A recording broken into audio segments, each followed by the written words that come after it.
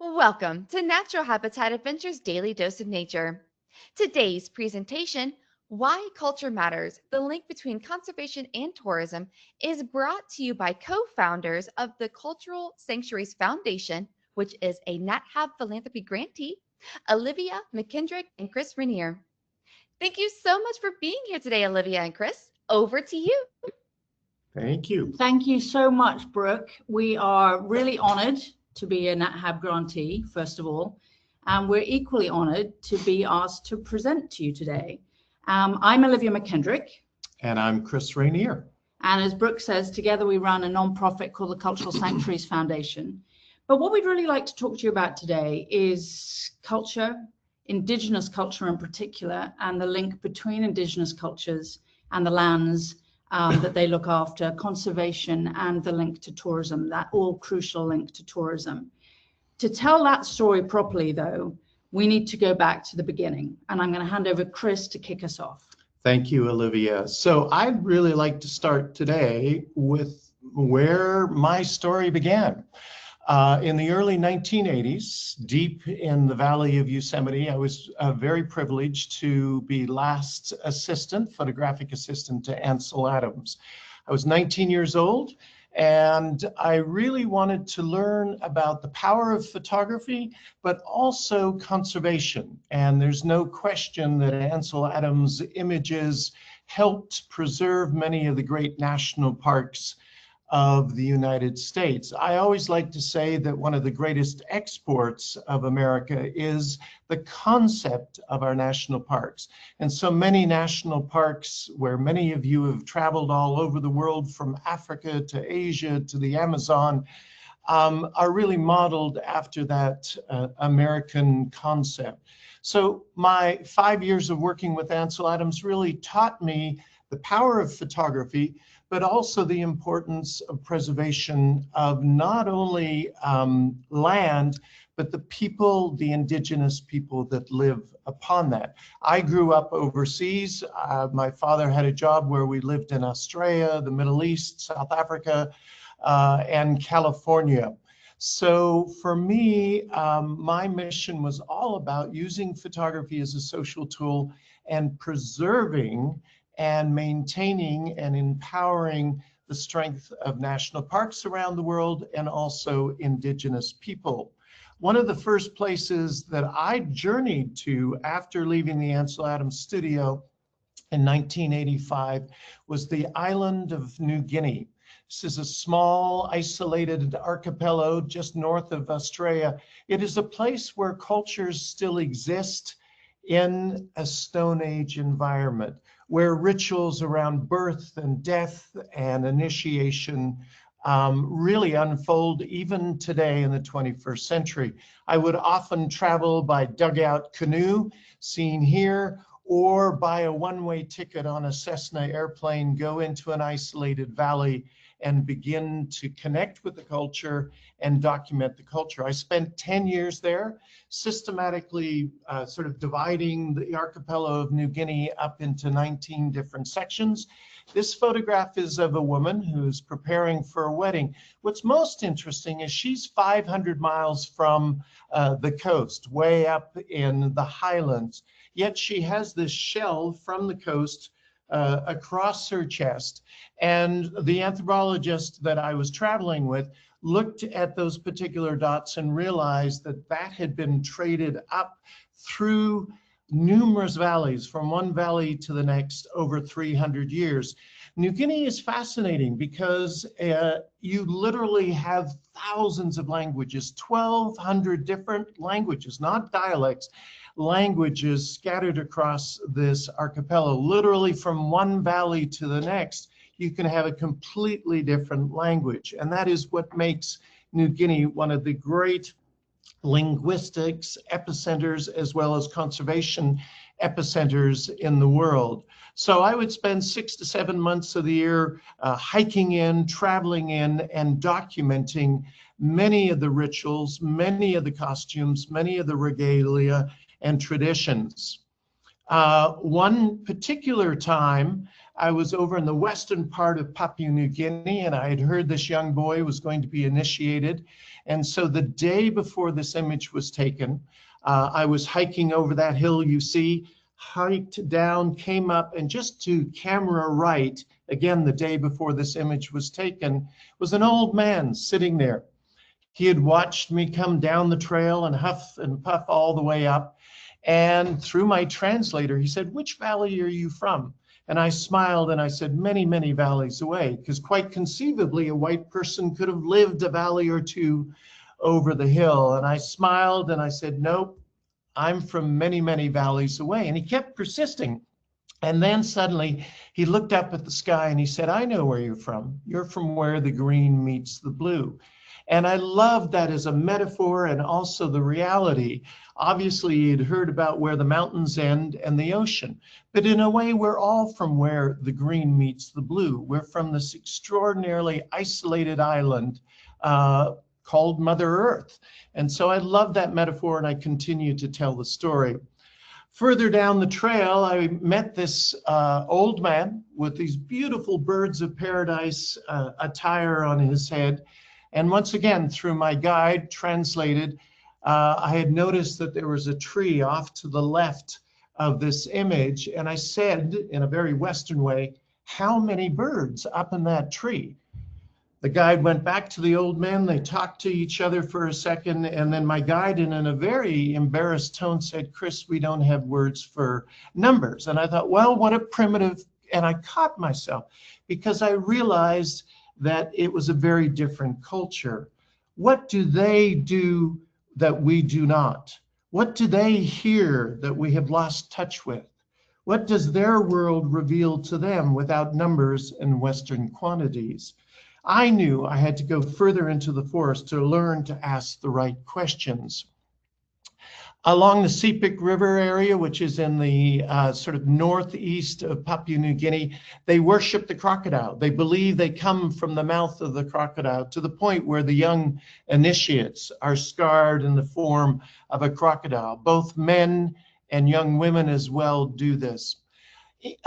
New Guinea is a fascinating place because the rituals of war are still alive and present. This is a scene from a Stone Age battle. At that time, I was working for Time magazine as well, covering many conflicts around the world. And I had heard that there was going to be a battle. So just before I hiked 3 weeks into where this scene unfolded, I got a telex at the time from Time magazine saying, "After you've been in, would you, in 6 weeks, come to Sarajevo?" And that was, of course, during the worst fighting of the Bosnian War. And I agreed I would be in there, hiked in, spent several days photographing the Stone Age battle with bows and arrows and spears. Eventually, someone was killed. That, in their culture, means that the battle is over. There's compensation. Both sides have kind of come together and agree that the battle is over. Fascinating to watch, fascinating to photograph.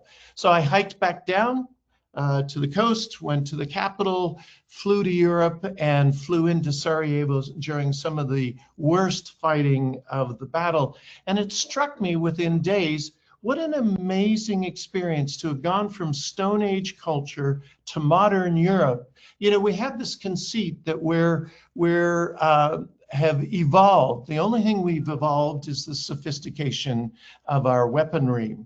So my time in New Guinea, I don't know if any of you know of the story of Michael Rockefeller, who disappeared in New Guinea in 1962. I was fascinated in that story. I wanted to go to the epicenter of where that happened. It happens to be a very rich art area, arts and crafts. And if ever any of you get to New York or live in New York, you know the Metropolitan Museum has just refurbished the Michael Rockefeller wing of New Guinea art. I highly suggest to go by and see some of the incredible totem poles from this particular area. Anyways, this is a group of Asmat warriors, and they were out sort of exercising in the afternoon. A fascinating area to go to. As much as they believe in life, they also believe in the afterworld. I had heard about a valley where they mummify their elders, and so I hiked in. This is late in the afternoon. I asked permission from the chief if I could spend the night there. I think he had a bit of a warped sense of humor because he insisted that the only place I was allowed to stay was in the hut with a mummified elder. So you can imagine a crackling fire, mummified elder over in the corner, and a terrified National Geographic photographer observing this. When the elders often pass away, they will dry out the body and then they will decorate the skull. So this is a respected elder down in the Asmat area. And indeed, this is a beautiful example of their kind of primitive art, if you will. Now, again, talking about their rituals, they believe indeed in life after death. Someone has just passed away in these women's village. The women will put on the mud and these jobs tears, these beads of strands of beads around their neck, anywhere up to 300 of them, and they will simply take them off for each day of mourning. In another area up in the Balim Valley in Western Papua, after someone passes away in your family, they will actually chop off one of their fingers. You can see this woman has 4 fingers missing. And this is a ritual that still happens. I was just in that part of the world about 10 years ago, and indeed I observed they're still doing it. This woman's husband has just passed away. She is in mourning along with the 2 brothers. She has like a cone hat. No one is allowed to see her eyes. They have shaved their heads. But most interestingly is the rattan necklaces. The spirit of the person lingers, not quite going into the afterworld until the symbolic connection to that spirit rots off, which is the rattan necklace. Again, a fascinating ritual. These are the Malagan masks out in New Britain. When someone passes away, the priests, the shamans wear them, sort of baptize themselves in the water and honor the dead. Near the end of my 10 years there, my guide, who I'd worked with quite a lot, died of cerebral malaria, which is really common in this particular area. So when we took his body back to the village, they built a symbolic spirit canoe. And the shapes across the top are the clan, the family clan, the village, the area. And at sunset, they symbolically push the canoe off into the sunset, and they float away into the afterlife. One of the great privileges of being an explorer in the 20th and now 21st century is the concept of the potential opportunity to make contact with societies, with villages, with communities that have never had outside contact with white people. I had the privilege of being a part of an expedition in the late 1990s up in the Bird's Head, which is the northwest part of New Guinea. I love maps that say no data available, and indeed this area is one of the more isolated areas in the world. And so we hiked in. Indeed, we made contact, and through a series of translators, we spent about a week there talking to them, sitting around fires at night and talking about what it means to be human. This image is taken on the very last day, and it was a beautiful day. Thunderstorm suddenly rolled up the canyon. They put on their very fashionable rattan raincoats, and then the sun cleared, and I cast my eyes up above me, and I saw a jet some 30,000 feet above me, probably on its way from Australia to Bangkok or China. And it struck me, what a remarkable time to be alive. What a remarkable time where we have all this technology around the world, and yet there are still people with 1 foot in the Garden of Eden. I often cast my eyes down when we're flying over the Amazon or New Guinea or Africa and realize down there are people still living the ways of the past. So eventually after this project, I began working for National Geographic. In 2000, I was asked to co-direct a program focused on traditional knowledge and the value of traditional knowledge. One of the places I started beginning to travel to was Mongolia. Mongolia is this wonderful country about the size of Western United States, stuck sandwiched between Russia and China. And it too is a place that is extremely isolated and is caught in time. There's only 6 million people that live in this vast area, and most of them are nomads scattered across different areas. This is up in the north on the Russian-Siberian border. It's a deer stone that is about 10,000 years old. And indeed, shamanism is still alive. We went and documented quite a lot of different shaman rituals. But one of our favorite areas, and indeed we will talk a little bit more about this further into the presentation, is Western Mongolia, where the eagle hunters live. And we started going there in an effort to try and see if we could set up a cultural center. And we fell in love with the culture. And on one of our first trips up there, we drove 5 days into the bush, far away from civilization, and we lived with a group of eagle hunters. And so how I often work when I go to photograph people is make a connection, build a rapport, break down those barriers, and really kind of start an authentic conversation. So we had scouted this area way up on the hill, and really I wanted to photograph this very handsome man. He looked out of central casting. So what I do is I use my iPad. So I took a photograph of him, showed him the photograph, and he really liked it. And he said, oh, I'd like a copy, basically through the translator. So I got out my pen and paper to begin to write down his address and how I could send the image. And he kind of went, no, no, no, no. And out of his vest, he brought a phone and said, no, just airdrop it to me and I'll put it on Facebook.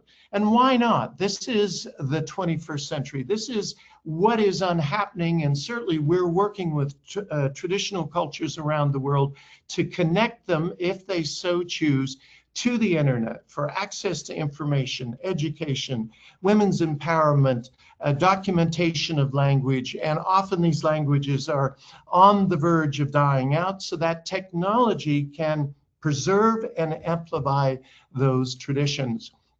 This is the gentleman and his son that we work with, and we'll be going back again this September to work with them.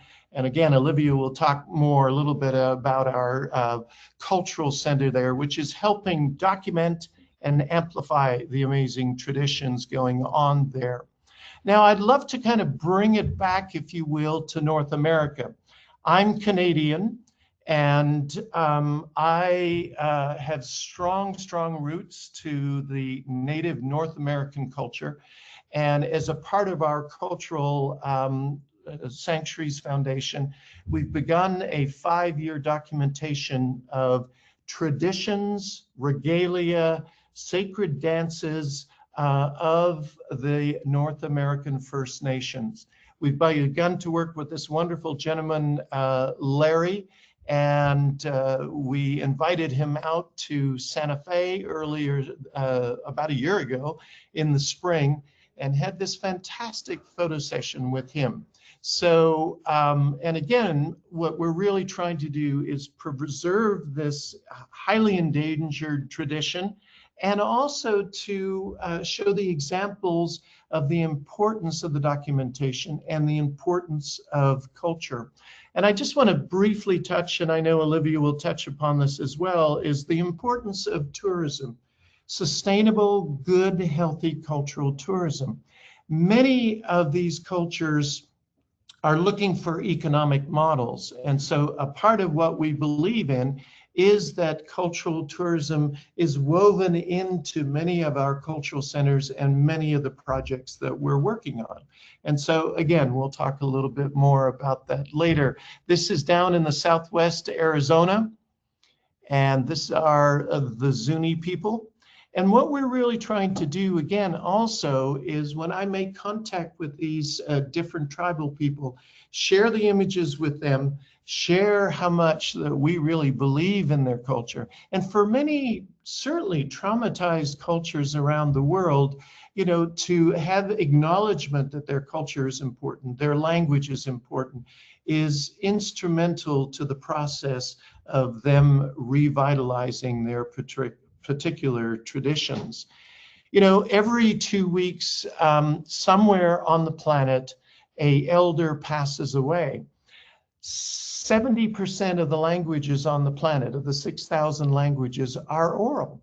So when the elders pass away, if that knowledge is not written down, is not recorded in audio files or video, that language disappears. And that language is full of 10,000 generations of empirical knowledge about medicine, empirical knowledge about conservation. And that's certainly with Cultural Sanctuaries where we work, is really at the epicenter of where culture and conservation comes together, the preservation of land through the traditional knowledge. So part of what we're doing when we go into these cultures is setting up systems where we can document a lot of those traditions that are often around the sustainability of the land, the preservation of the land, and the knowledge around that. One of the areas that we really like to work is up in Canada, in the northwest part. So if you go to the northern part of Vancouver Island, there's a small little island off the coast called Alert Bay.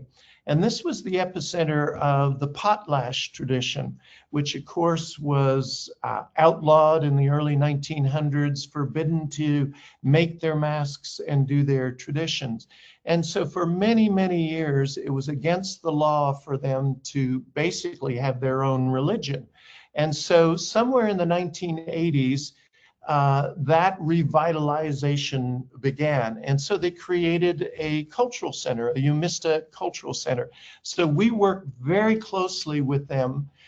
We've created through our Cultural Foundation a recording studio. There's only a dozen or so elders left that know the traditions around the potlatch, or the sacred language, the sacred traditions. And so we're in the process of documenting those masks and the elders being recorded, so those traditions can go into future generations. This is, many of the masks are around the spirits of nature that they believe in. This is a orca mask. The image that I showed before is the sun mask, and very visual, very exciting. We were honored to be a part of a potlatch a year ago, and we had been working with the community for about 5 years at that point, and we were asked to come up and be a part of the potlatch, which was such a beautiful, beautiful tradition. So I just want to end my portion with a story. I did a book on mask rituals. It took me about 10 years to do. And I, of course, wanted to include the North American, Native American mask rituals. And I'd heard about this young man named Gene the Raven Dancer. And what he does is go around to each of the sort of underprivileged, if you will, traumatized Native communities across Canada and the United States.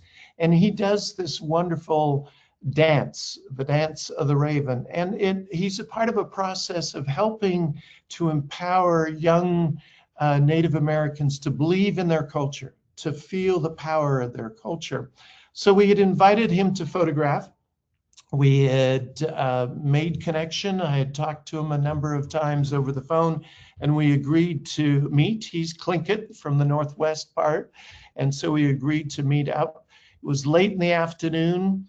It was getting almost dark, and I was worried that he was not going to show up. And sure enough, he eventually showed up, and we had a wonderful conversation. And then he put his regalia on. The clouds came in, and just this magical moment unfolded as this photograph was taken. And after 10, 15 minutes of photographing and having a discussion, we packed up. And as we were walking back to his truck, he said, you know, the problem with Indigenous people at times is that we want to decolonize ourselves of the Western way. And he said, no, I think that's wrong. I think all of us, regardless of the color of our skin, need to re-indigenize ourselves, re-wild ourselves, reconnect ourselves to nature, live on the land, understand the land, and indeed seek enlightenment, if you will, between cultures, to sit around the virtual fireplace of the internet, if you will, and share stories of what it means to be human. So thank you. I want to hand it over to Olivia. That takes us directly on to our work at Cultural Sanctuaries. So we started the nonprofit in 2017, so we're about 9 years in now. And the reason we wanted to share some of, and it's only some of Chris's stories and 45 years of documenting cultures around the world, is that the nonprofit, the work we do was really born of that. It was born of that understanding, that curiosity, that those relationships with Indigenous cultures around the world, and the power of photography as a social tool to effect change. It was also born of science, this increasing recognition that culture and nature go together, that you can't separate them, that you shouldn't separate them. There's an incredible statistic. Indigenous peoples represent 5% of the world's population, but yet they live on and look after 80% of the world's remaining biodiversity. So mathematically speaking, if we look after the land that's lived on by Indigenous people, we and everyone together look after that land, then we will have a shot at saving that remaining biodiversity. It's also been proven that Indigenous guardianship of land is as effective as creating national park status over it. So it's a really effective way of an understanding that Indigenous guardianship works. And it's also the starting of our nonprofit was born of fear. Fear, seeing the changes, seeing the degradation of landscapes, seeing the changes to the climate, and seeing the modernization sweeping like a tsunami, sweeping away some of the cultures and languages around the world, many of them. I mean, Chris mentioned the number of languages dying. Every 2 weeks, a language dies and disappears forever. And the fourth thing that our work was born of was a conviction, a real sense that if you're going to focus on language and cultural revitalization is quite an intangible concept. And so we really felt that in order to properly preserve, and we'd seen good examples around the world, properly protect and celebrate Indigenous languages and cultures, you need to give it a home. You need to give it something, it needs to be tangible and touchable and visible, that everything around it can coalesce. So when we started Cultural Sanctuaries, we thought, how are we going to bring these things together? Culture, nature, conservation, economic realities. So what we actually do is we create cultural centers, community centers that act as a hub for cultural revitalization, language revitalization and documentation, conservation and tourism. And we work always in double hotspots where, I should have gone to this next slide while I'm talking about this, the name of the foundation, double hotspots around the world where both culture and language on the one hand are endangered and also conservation is necessary because biodiversity is endangered. And the way I wanted to really dive in today is by sharing 3 examples. I'm sure some of you have been to Bhutan, this extraordinary, precious, small country in the Himalayas, a place where, certainly for me, I think of it as a place where if you go, it asks you to reevaluate a lot of what you think about everything. This stunning Buddhist country. We work in this valley that's shown on the screen here. It's called Ruka. And we work with the oldest Indigenous people in Bhutan, the Olep people. When we first went to this valley, there was no road. We hiked in about 10 hours, really tough hike. Now there's a road. But the landscape was changing, the wildlife was changing, the climate was changing, the water supply was changing. Yet the Olep people who've lived here for 70 years after hundreds of years of being nomadic hunters and gatherers live off this land and know this land and know the medicinal qualities of the plants, and they know the botanical qualities of the plants. They live entirely off this land. They need for nothing outside it. But like the changes to the landscape, the culture was changing too.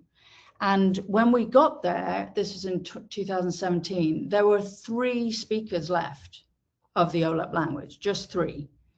This guy, Kunga, was the youngest of the 3. He was 64 at the time. The other two were in their 80s, one blind, both very frail.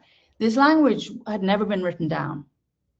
So one of the things we did, we partnered with the community and with the government and the royal family of Bhutan to bring in a team of linguists and scientists and ethnobotanists to try and record this language and everything that those words carry, the stories carry about sustainability, connection with the land, to try and record all that before it disappears. So as I say, 3 speakers when we got there. We built a community center. It's small, it fits in the valley. It looks like every other house in Bhutan. So it's locally made, locally built by local people with local materials. And it stands as a living museum of this culture, the Olep culture. Now every child in this valley is being taught the Olep language. So it has a chance now of surviving. It also, in that upstairs room, you can see that beautiful carved window. It's a homestay. No tourists have ever been to this valley before.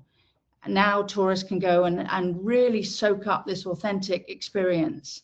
And the fantastic, most recent news was that to complement our center there, the Bhutanese government have just announced a new national park, which is going to be in this valley and around this valley to protect and celebrate this incredible scenery and landscape for years to come. And the other great news that we heard not long ago was that the Bhutanese government was so taken with the concept of a cultural center, a community center, and what it could mean and how it could, everything flows to it, flows from it, that they were going to replicate the model in the 21 other areas of Bhutan that have indigenous groups.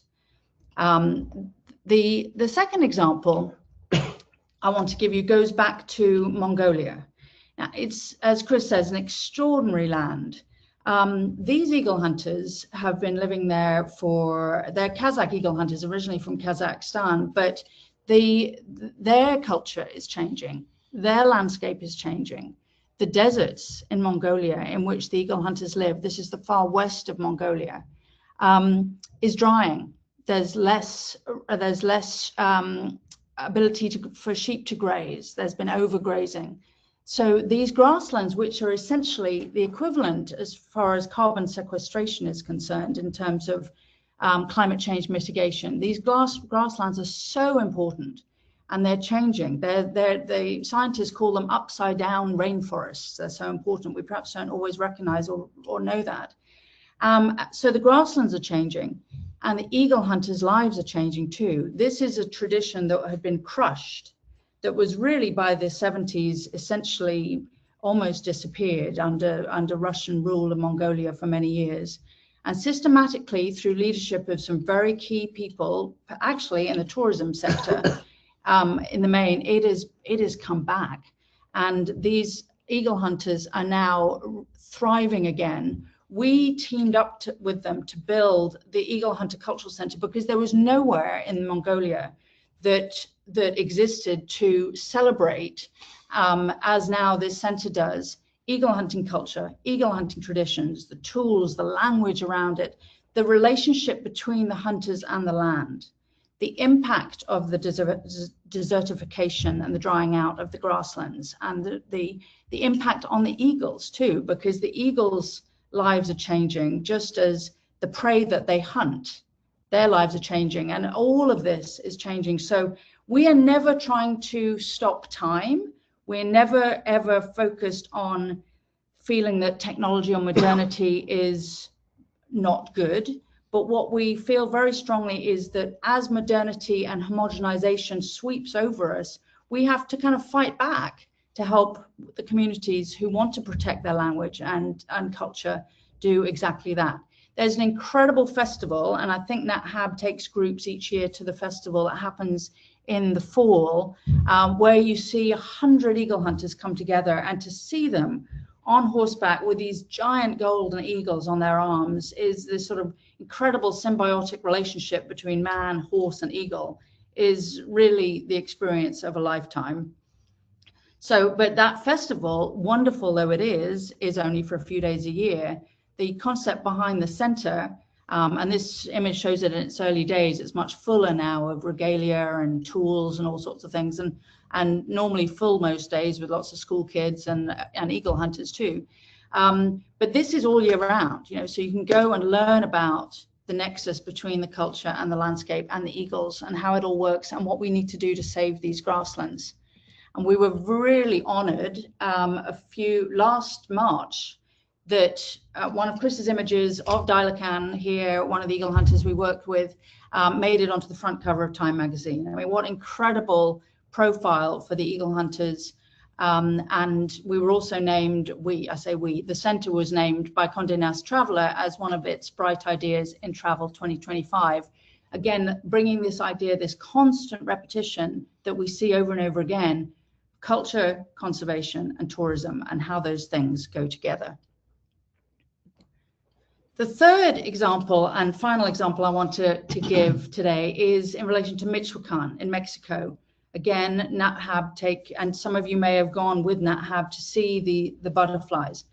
And for those that don't know, it is the most incredible story, this miracle of nature, that these butterflies travel thousands of miles. Not just one butterfly, but 4 generations actually do the return journey. So the butterfly that starts the journey does not end it. It's absolutely extraordinary.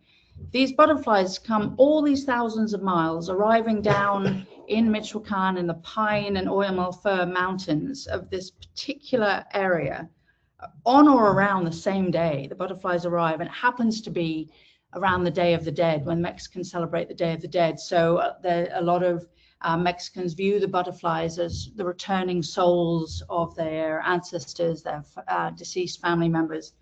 These butterflies arrive in these forests. And then, because of human activity, because of climate change, because of avocado farming, illegal logging, all sorts of things, the butterflies have been under duress. Actually, they had a really good year this year. I don't know if anyone saw the, was it PBS? I think it was PBS or 60 Minutes episode with Anderson Cooper and Court Whelan from Nat Hab. They've had a good year this year, but they are under duress in the forest. What people don't know, though, is that the area around this is a UN biosphere where the monarch butterflies winter. The area around is the land of a group called the Mazawa. They're one of the oldest indigenous groups in Mexico. And Mazawa actually means, the word Mazawa, it has 2 meanings. It means land of the deer people, and it also means the people that speak their own language, as actually so many indigenous tribal names does. But so for a group that is the Mazawa group, the people that speak their own language, it was so sobering to us to realize they did not. That over decades of marginalization and being told that they should assimilate and hide their identity, hide their dress, hide their language, the language was dying out. So again, we partner with the community, as we always do. We always only work where invited, and we partnered with the community to come together to create a cultural center, which opened in October. And this is it's 40,000 people in the community around that now have access to the center, where there are now Mazawa language lessons. In fact, we're in our 3rd year of Mazawa language lessons. So 120 adults and children are now learning the language. We actually started the lessons before we completed the renovation of the building. And the building serves as a hub, as always with our centers, first and foremost for the indigenous community themselves to come together, to gather, to tell stories, to cook, to dance, to sing, to tell stories, but also for tourists to come. They always have that dual model. And this is where Nat Hab came in, because as Brooke mentioned, we were very fortunate to receive a grant from Nat Hab in relation to this center in particular. And this shows a very early stage of the garden. It's this walled garden surrounded by mountains with murals all around depicting the local Mazawa culture and language. But we also wanted to show, in the shape of a butterfly, the cultural link with the local forest, the understanding of the medicinal qualities. So with the Nat Hab grant, we created this botanical and medicinal garden. This is very early days, so the plants haven't really had time to mature. but it's fantastic. And actually, only recently, Bloomberg has named the casa, it's called the Casa de la Cultura Mazawa, but the center has named the center one of the best places to travel in 2026. So if you're going to go with Nat Hab to see the butterflies, please also do come and see the center. So that's my 3 examples that I wanted to highlight. We have many other projects in different countries. Going back to Chris's roots in Papua New Guinea, we're now creating a multicultural, multilinguistic center in Papua New Guinea, in the epicenter of diversity of language in that country. And we're also working in Peru. We've got projects in French Polynesia. We've got projects in Ecuador, etc. And one of the key points we wanted to highlight is how crucial tourism is to this, and good players like Natural Habitat, like Lindblad, which is, as you know, a majority owner in Nat Hab. The crucial part in all of this, cultural protection, we realized early on in our work, cannot happen in an economic vacuum. It cannot happen in a sort of cloud cuckoo land of rose-tinted belief that you want to protect culture any more than conservation has. It needs finances. And actually, it was early on when we went to Ecuador, one farmer we spoke to said he didn't want to cut down the trees, and working for the local illegal logging company. He said, show me another way I can feed my family, and I won't need to cut down the trees. We realized that whatever we needed to do, if we were going to be serious about protecting culture and language and conservation, it needed to have an economic model. Each of the centers we create, because we're a nonprofit, we support them, we create them, but they are all designed ultimately to be self-financially sustaining. So how do we do that? Tourism, responsible tourism. So if people come, let's use Mexico as an example. You visit the Casa de la Cultura. The local indigenous community now takes people on mountain hikes to show their incredible orchids and fireflies and hummingbirds and waterfalls. I mean, just even outside the butterfly season, it's a worthy place to visit at any time of year. So the local people act as guides. They're learning about bird watching, incredible birding in that area, in those forests. That you go to the Casa de la Cultura, you see incredible textiles, embroidery, some of the best actually in Mexico in terms of quality. You can do cooking classes. You can have music performances. You can have dance classes. You can sit on a language lesson. So that tourism, that responsible tourism, feeds directly into what we're doing, and cultural preservation and protection and celebration around the world.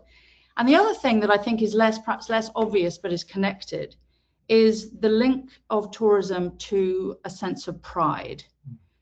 You know, so many of the cultures we work with had been told, your culture is bad, your language is bad, your clothes are wrong, your religion is inappropriate, down to sort of devilish. The tourists going bring an incredible power with their interest, with the respect that they give to not only the community, but also the land and around it, of a direct impact on like self-esteem and confidence and ambition and hope. Because not only does it bring economic opportunity and jobs, and we've seen that in the different communities where we work, where young people were leaving to go and work in the cities because they didn't think there was any opportunity left. And if the young people leave, Indigenous guardians leave their land, then they can no longer be its protectors. But if tourism brings that self-esteem and confidence, if tourists are interested, then the community says, well, maybe we're interesting. Maybe if these people want to see our dances, maybe they want to hear our songs, they want to listen to our stories, they want to eat our cooking and see how we cook, then maybe those things have value. So we've seen tourism, both from a financial point of view and from a really strong psychological point of view, have an incredible impact. To the extent that overall, I would say that we both feel very optimistic about cultures. You know, when we started, perhaps in 2017, I think we were more pessimistic. But there has been first of all, a huge increase in the understanding of the connection between culture and nature and how the two things go together, and how Indigenous guardianship is key. And we have seen such a revitalization happening all around the world, and people saying, I am Mazawa and I'm proud of it. I am Quechua and I'm proud of it. I am Navajo and I'm proud of it. And long may that continue. But we have a choice. So what I'd like to do today to wrap up our presentation is to quote the great social anthropologist Margaret Mead. She once said, having been born into a polychromatic world, her greatest fear for her grandchildren, indeed for all of our children, is that they will wake up in a monochromatic world, never knowing that there was anything else. Thank you very much. Thank you. And we're open for questions. Oh, Olivia and Chris, that was amazing. Thank you so much for taking us through that, in the history too. Thank you, Chris, for showing us your background and how all of this got started from the very beginning. Thank Great, you. everyone. Well, we have about 10 minutes here with Chris and Olivia. So if you have any questions, please go ahead and put them in the questions field, and we will go through as many as we can until the top of the hour. Okay, great. We actually have a lot of questions about what people can do to help and if there are volunteer opportunities with your organization. Yes and yes is the short answer. We've put up some information on the screen in case anyone wants to do a screen grab or a photo. We've included in it my email address. So people should just feel free. We're always delighted. We always answer. We're always available to talk about volunteering. In fact, the Mongolia Center, actually, we are looking for volunteers probably for this autumn. There's some language issues, but Google Translate is a wonder. And we're a 501c3, and as any nonprofit knows well, we're always grateful and looking for donations to help us fund the current projects and ones we have in the pipeline. So we'd be delighted if anyone wanted to help and get in contact. Please reach out. Thank you for the question. Of course, of course. Great. Could you explain a little bit more about the eagle hunter culture? What is it that they do? The exact question is, what exactly is the eagle hunter? So could you maybe describe that a little bit more, what that culture is? Yeah, absolutely. And there's a little bit of a misconception in the wording. It's like they're not actually hunting eagles, but eagles work with them. So it's a long, as Olivia mentioned, tradition from the Cossack culture. And what the eagles do is hunt small rabbits, even wolves. And so they take the baby chicks of the female, not the male, the female golden eagle, just several weeks after they've been born from the nest, and they spend 7 years training that eagle to assist them with hunting. Now, again, this tradition was stamped out by the Russian Soviet Union, and really only since the 1990s has the tradition come back. 70s it started, and really kind of amplified when Mongolia gained its independence in 1990 and threw off the shackles of the Soviet Empire. And so since the 90s, it's been coming back stronger and stronger. Now, they live in the 21st century, so many of the eagle hunters have different jobs, but this tradition, which is the glue that keeps their unique culture alive, has been unraveling and now again is revitalizing. And so having our cultural center is a focus point for them to come and meet and discuss, talk about conservation of the grasslands. But it is something that is amplifying and getting larger and larger, to the point that a young woman one. She was, what, 13 years old just last year. And so a 9-year-old boy this year. Yeah, so it's fantastic. Another really cool thing about it is that golden eagles in this area tend to have a lifespan of about 40 years. And the families that it's extraordinary to see the relationship between the families and the eagles. The closest I can think of is it's like a golden retriever in your home. I mean, there is such love and such a bond between the families that hunt with eagles and who've relied on the eagles for their furs, for their food. But at year 7, which is when these female young golden eagles are able to breed for the first time, in the traditional way, they are released. So the eagle only ever stays with the family for 7 years, and then it goes on to live the rest of its life in the wild. And it's this extraordinary wrench to see these families try and encourage the eagles to fly away, and they don't want to go. They want to stay with the families, but they've been taught to hunt. That's their purpose. So they live very successfully in the wild for the rest of their lives. So it's an extraordinary symbiotic story. And one of the things that our center there does is really focus, as the eagle hunting community and as its profile and as its interest to tourism increases, how to make sure that none of those things negatively impact the culture, that there are no kind of unintended consequences to the lives of the golden eagles as well as the landscape around. Great, thank you for that. This is a really good question that I am glad was brought up. It's not an issue on Nat Hab trips, of course, but this particular viewer is talking about some other trips that they've been on where there's obvious exploitation of Indigenous cultures.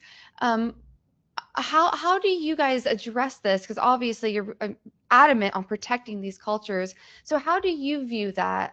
And maybe some examples or anything you would like to talk about, but could you just explain that a little bit further about the unfortunate exploitation of some cultures? It's an absolute brilliant question. In the long history of myself traveling, often either leading groups or a part of an expedition, I have seen expeditions come in and not use local help, local cooks, if you will, local Sherpas, if you will, in different cultures. So this was one of the founding missions of our cultural sanctuaries, is to not only ourselves ensure that local Indigenous people are used, but to train both the local tour agencies as well as the people. For example, the cultural center that we mentioned, Bhutan, you can stay. You come in and you stay with the culture. They charge you for staying at the homestay. They will cook the food. They will take you for hikes up into the mountains. They will help you carry your luggage out. And that is a fundamental key part of the economic model, and it has made a profound difference. And we keep pounding away wherever we work with the local different tour agencies. In a number of places, we've made elaborate lists of all of the local tour operators who often then work with the larger international tour operators to ensure that good ethics happen. They use the local people. They are fairly compensated, so they're not getting below minimum wage, if you will. So it's a very crucial part of what we're all about here at Cultural Sanctuaries. And I would add one key thing, that it really depends on the operator you go with. You know, if you go with Lindblad, if you go with Nat Hab, you are buying into and committing to a certain level of quality, a respect for the people, a respect for the landscape. And I think the choice of, if you go with a group, the tour group, or if you go singly with just as a family or as an individual, the tour guide that you go with is really key. So that the choices we all make and who we go with to these places when we go, and going is so important. It is so important. I mean, everyone always says there would be no elephants in Kenya if it wasn't for tourism, and we believe in that. You know, we need tourism, but we want good tourism. We want responsible tourism, and we are always very conscious that, you know, you can have a place or a people or a culture that can be kind of loved to death. The sort of Instagram impact. We don't want too many people. So it's a delicate balance to try and get the right number of people. And it's a conversation that we have very openly and transparently with the communities, because all of our community centers are community run. We don't run them. They're all community run, but we have very honest and open conversations about, okay, how many people do you want? How many people do you think you can take? What's the sort of sweet spot? Not too many, but enough to bring the economic opportunities and revenues that you need. Great, that's a fantastic answer. And on a similar note, we have another viewer here that is asking to continue down that train of thought, how your organization ensures that traditional cultures are conserved and don't become like a parody of themselves or change into something else, being exposed to tourism or anything like that. I mean, it's another brilliant question, and we grapple so much with these things. I remember actually when we were in Ruka in Bhutan, talking about tourism and the number of people and what they should charge for someone to stay in the homestay versus camp or whatever. They actually said, okay, we're going to go and send some of our local cooks off so they can learn how to make fish and chips and pasta and things that tourists will want. And we had, again, a very transparent conversation saying, you don't need to go and make fish and chips. That's not what people are tourists come here, they want to eat your food. There is not, so you don't want to actually impact change. I mean, all of these cultures evolve. They're all living, breathing cultures with phones, with bills to pay, with kids growing up. So this isn't about sort of preserving a culture in aspic, but it is about within that evolution, making sure you protect its core values. And by core values, I mean what the community think, not what we think, but what the community think is important, whether it's the language or the cooking or the dance or the music or the clothes or whatever it is. But it's a really tough balance to get right. And, you know, there will be instances with communities where there are too many people going to see them, but we hope it's not any of the communities that we work with. Great response. Thank you so much again for that. As a little sneak peek, are there any new cultural centers that you are working on? And if so, where are they? If you can talk about it.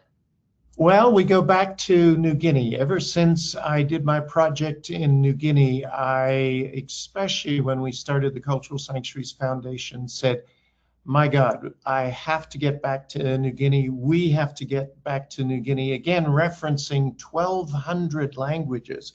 So our brand new cultural center that is, we're still fundraising for and hope to be breaking ground later in the year, is in the Madang province, which is sort of the southeast coastline, in a particularly unique area where there are over 200 languages in this kind of 100-mile radius. So we're building a cultural center that will be a language hub, not only for linguists and language specialists in the area, the people themselves, to help preserve the language and the tradition, but an epicenter where linguists, students from around the world, can come to one of the most unique places on the planet and understand these unique languages. And we're super, super excited. I'm personally super excited because I think New Guinea is one of the treasures on the planet.